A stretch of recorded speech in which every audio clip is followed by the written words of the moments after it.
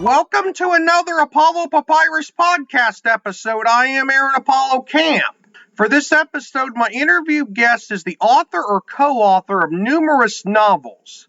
Books that he has written include the novels of the 4MK Thrillers series, as well as Forsaken, which is the first novel in a planned series titled the Shadow Cove Saga, as well as the standalone novels Behind a Closed Door, A Caller's Game, She Has a Broken Thing Where Her Heart Should Be, and Something I Keep Upstairs. Authors he has co-written books with include James Patterson, Findorff, Dacre Stoker, Christine Daigle, Richard Bailey, and Kyle Dunn. His novels have been broadly described as suspense thrillers, many of which incorporate elements of horror, crime, mystery, science fiction, and/or the supernatural. His name is JD Barker, and my interview with JD will follow the note-taking sounds. JD Barker, welcome to the Apollo Papyrus podcast. Hey, thanks for having me. I always ask the vast majority of my guests, I start this question off, but feel free to introduce yourself to our listeners. JD Barker, I'm a New York Times best-selling author. I primarily write thrillers and horror. I bounce back and forth. Now, you've written or co-written a ton of books, and I'll start with the 4MK Thriller series. Without spoiling too much of the novels in that series, how many are in the series, and what are each of them about? There's 3 books in the series. It's about a serial killer in Chicago. It's got a unique twist to it, though. So I knew if I was going to write a serial killer book, I needed to do something that nobody's ever done before. So in this particular book, the serial killer has been operating in Chicago for 5 years. The police are looking for him. They have no real clues.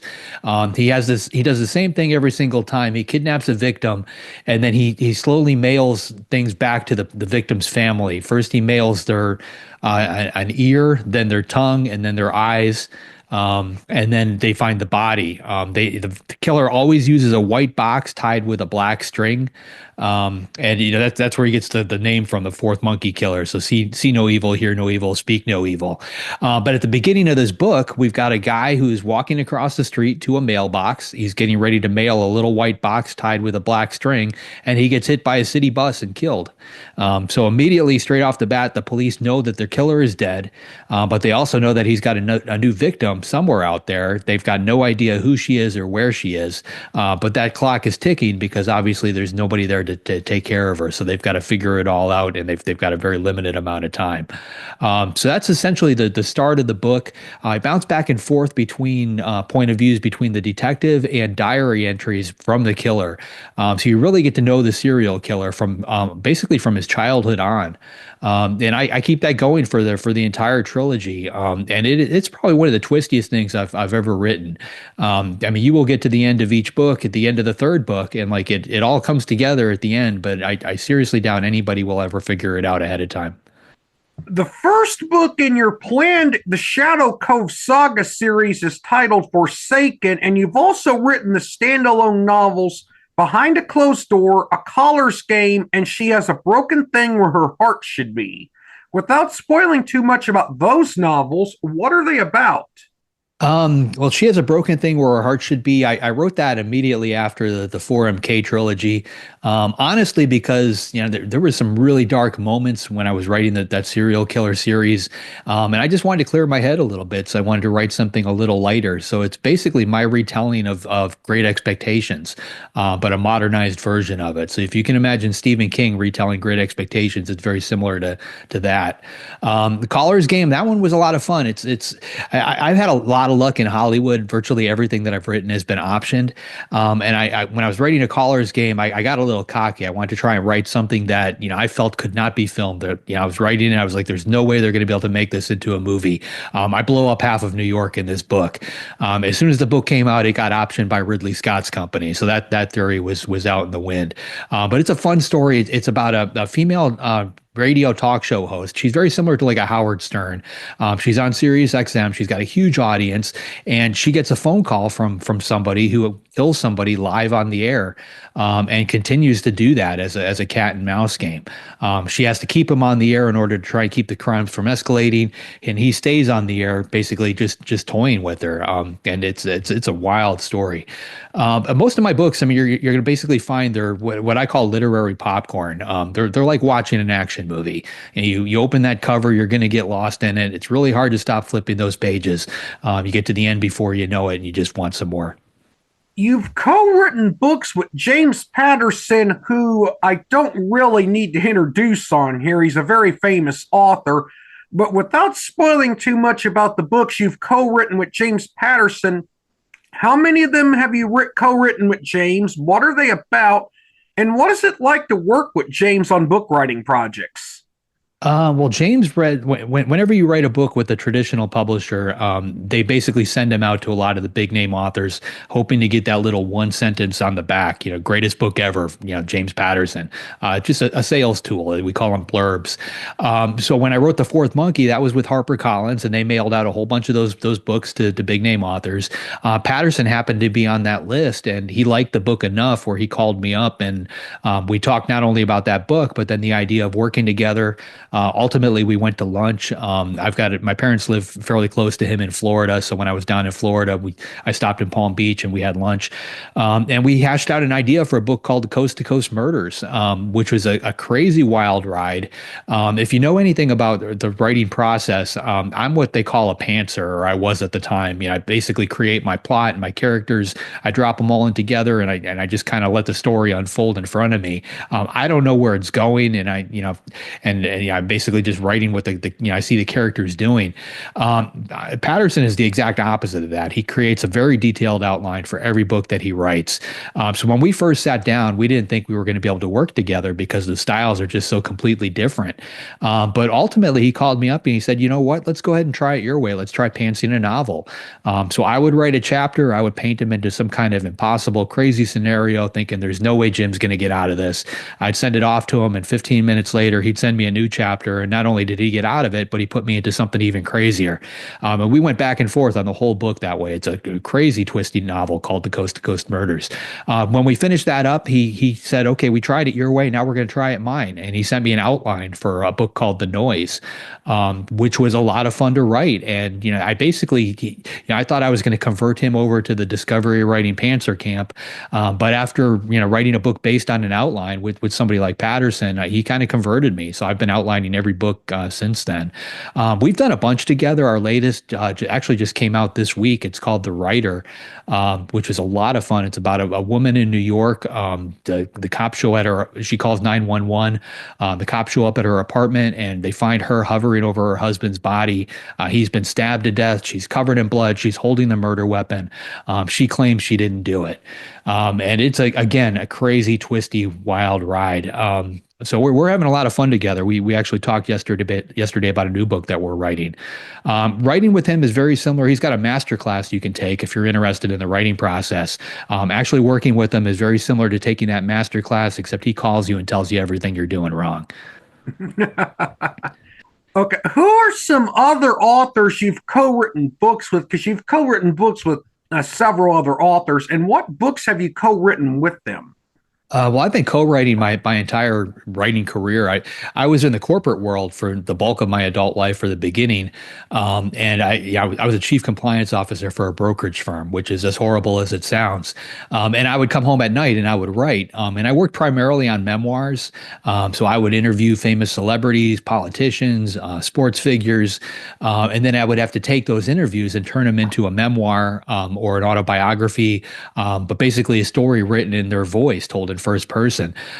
So I did quite a bit of that. The bulk of my writing career was working with other people. So when I sat down to write Forsaken, my first solo title, that was actually a very weird experience for me to all of a sudden be working on a book all by myself. So I enjoy working with others. I find that, when I have other people in the writing room, we come up with a story that's very unique, simply because neither of us could have thought about it on our own. We couldn't have come up with the idea. It took two people to do it. Just having somebody has a sounding board to be able to bounce ideas off of. I really enjoy that process. So I've written books, not only with Patterson, a lot of big name authors. There's a lot of NDAs on some of the ghostwriting stuff that I've done. A lot of memoirs, like I had mentioned. I wrote a prequel to Dracula for Bram Stoker's family. So I tend to bounce back and forth. I'll write a solo title or two, and then I do a couple co-authored titles. I've got a lot of co-authored titles actually coming out over the next year and a half or so. Mainly I really enjoy working with others. One of your books that is slated to be published in the near future is titled Something I Keep Upstairs. Without spoiling too much about that novel, could you give our listeners a bit of a preview of it?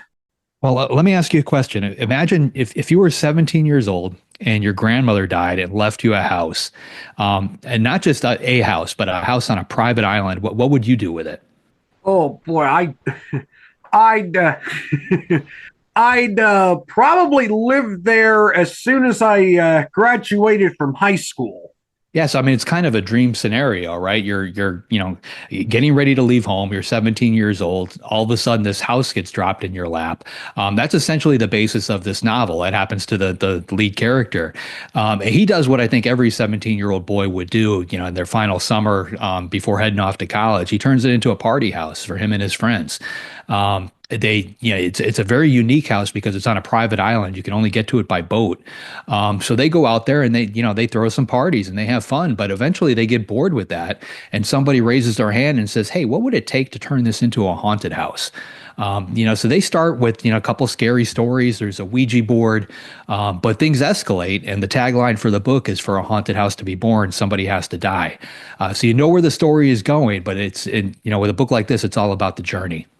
Your novels have been broadly described as suspense thrillers, many of which incorporate elements of horror, crime, mystery, science fiction, the supernatural, or some combination thereof.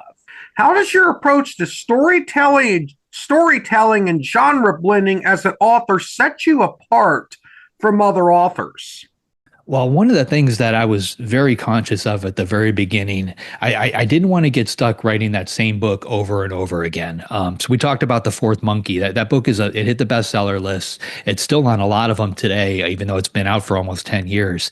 It does really well. So when that happens, as an author, your publishers come to you and they want you to write that same book, but different. I didn't want to get stuck having to do that over and over. So I have purposely bounced around in genre. Suspense is basically my common thread, but I will write a book that includes elements of horror, elements of sci-fi. I'm all over the board. But because I keep that common thread, the voice is the same, so the readers keep coming back. So from a business standpoint, I use that to expand my audience. Every time I have a book come out, I take a look at the demographics of who bought that book. At one point, I was told my audience is women 45 and over. So I went out and I wrote a young adult book. Now, that changed things. Now, all of a sudden, my audience is 20 something and over. When I wanted to expand outside of thrillers, I wrote something that had a horror element to it and, reached out and grabbed people from that camp. It's almost like I treat it as being a literary Pied Piper.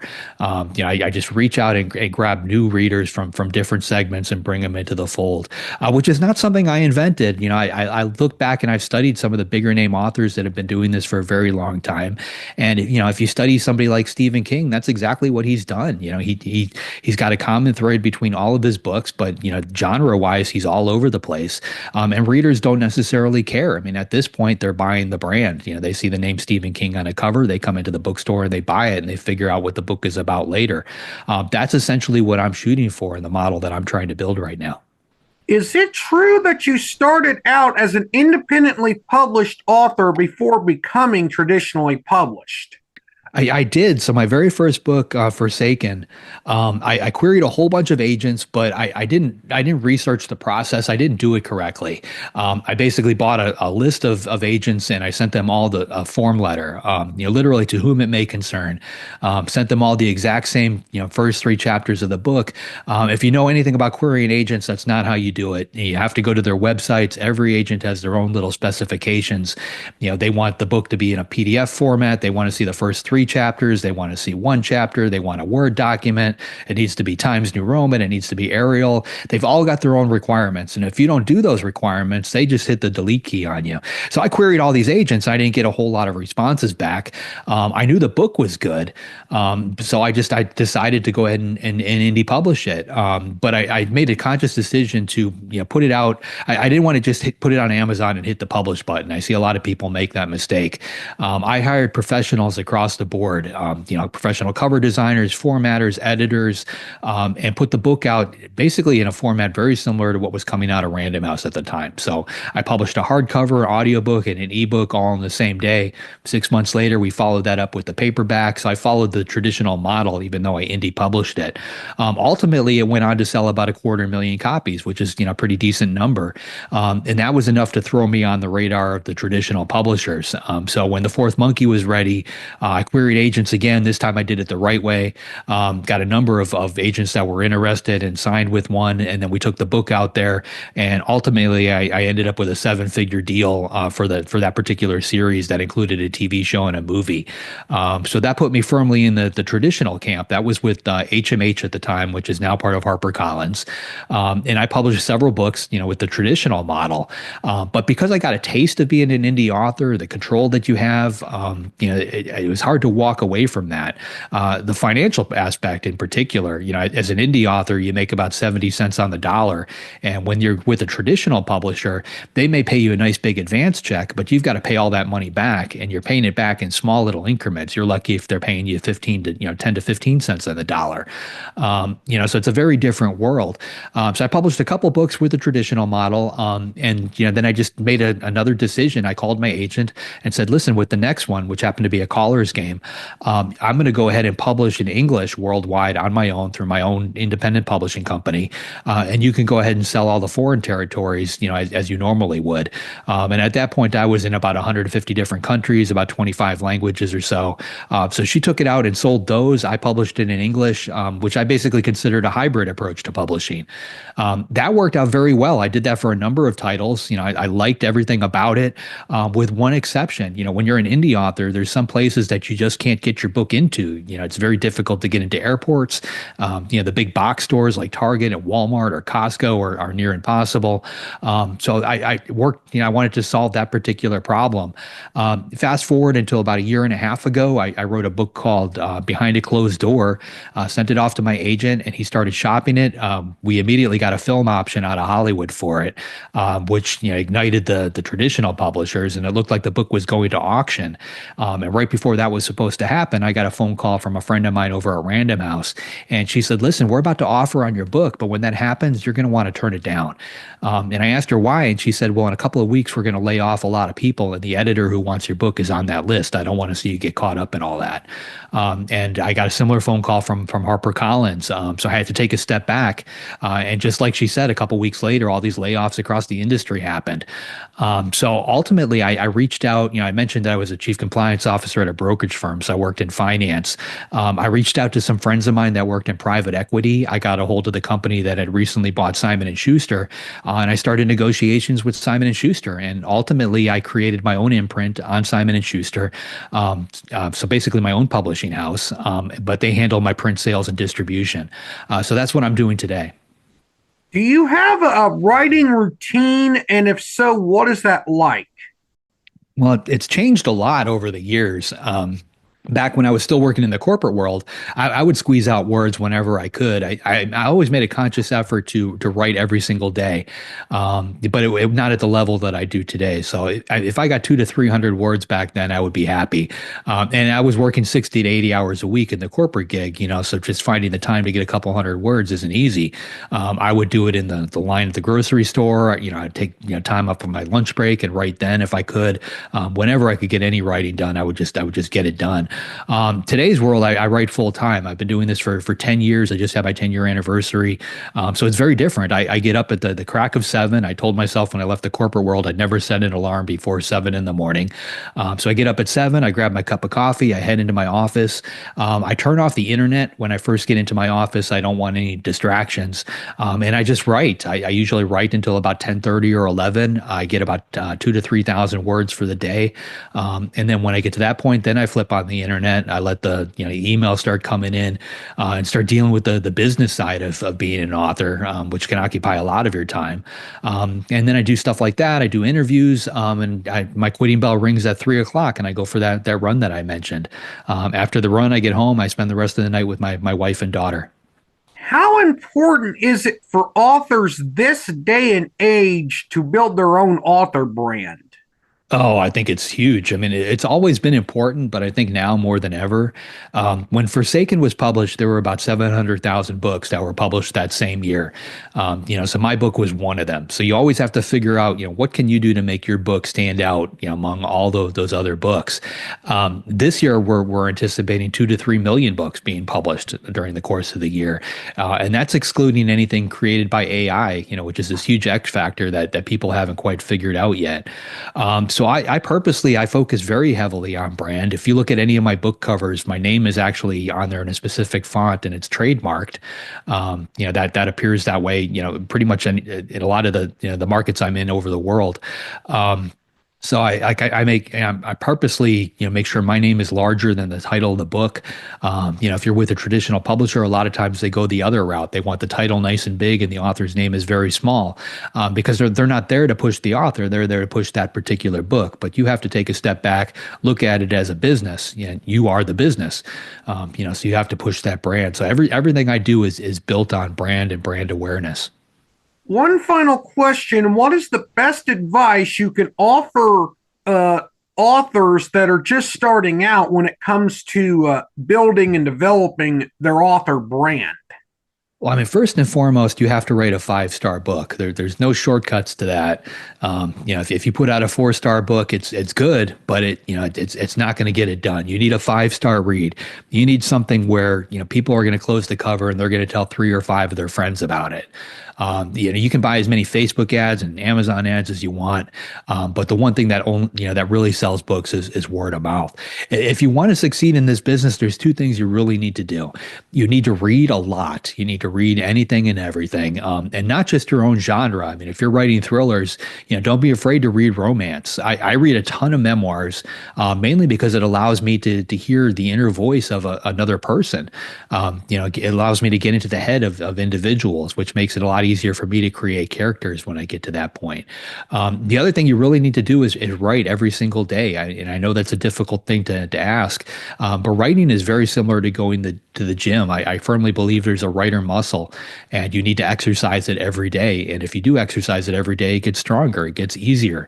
But if you take a week off or you take 3 or 4 days off in between each writing session, it gets weaker.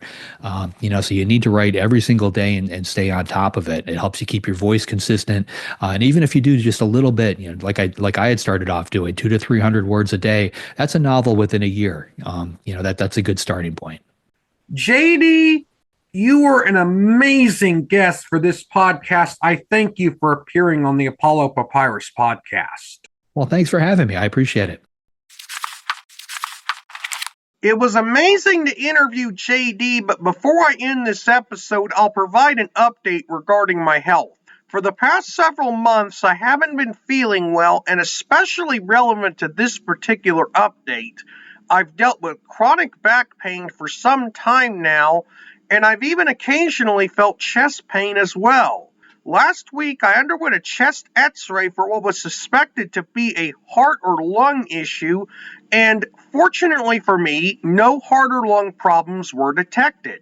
However, it was discovered during the x-ray that I have ossification, or the development of bony material, in the anterior longitudinal ligament of my spine. Fortunately, this is a very manageable condition for me, and I look forward to continuing this podcast, as well as relaunching the video side of the YouTube channel sometime in the middle of next month. This is Aaron Apollo Camp reminding y'all to find your writing and reading purpose. Bye for now.